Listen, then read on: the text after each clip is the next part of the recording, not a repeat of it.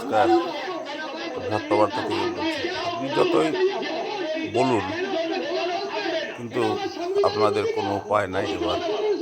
আর আপনাদের যেটা অহংকার, সেই ভোটার, আপনারা 2,77,00,000 ভোট পেয়েছিলেন তো? এই 77,00,000 ভোটার আপনাদের, যেটা বেনামি ভোটার, ডুপ্লিকেট ভোটার, সেটাই আপনারা বেরিয়ে গেছে। আপনারা যতই চাইচুই করুন, কোনো লাভ হবে না। এবার আপনারা হার্ডলি খুব 2 কোটি ভোট পাবেন। আর বিজেপি পাবে 2,40,00,000 ভোট। ফলে আপনাদের বিজয় রজনী আগত। যতই যা লেকচার দেওয়ার দিয়ে দিতে পারেন, এসআইআরের সমস্ত বাধা তো আপনাদেরই সৃষ্টি করা। আর আজকে লম্বা লম্বা লেকচার দিচ্ছেন নির্বাচন কমিশনের দোষ।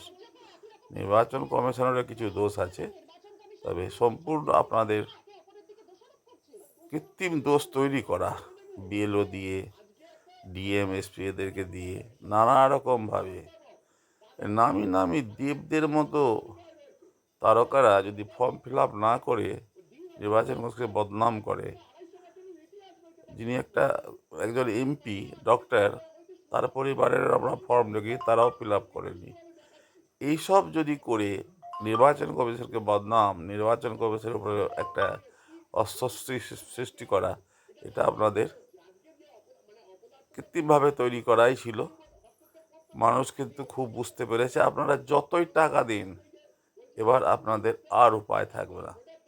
আপনারা এখন এই দিয়ে দিচ্ছেন, ও দিয়ে দিলে কি হবে? টাকাটা পেমেন্ট করবেন তবে তো।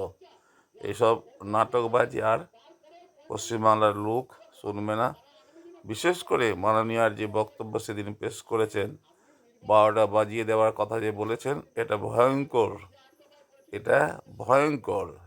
70% মানুষকে ভয় দেখানো, এর প্রতিশোধ এবার পাবেন, পাবেন, অবশ্যই পাবেন। যদি না পান তো দেখবেন, আমার কথা মনে রাখবেন। আমারও রাজনৈতিক এক্সপিরিয়েন্স কম নয়, আমাদেরও প্রায় 40 বছর থেকে আমরাও ভোট দিয়ে আসছি। আমরাও বুঝতে পারি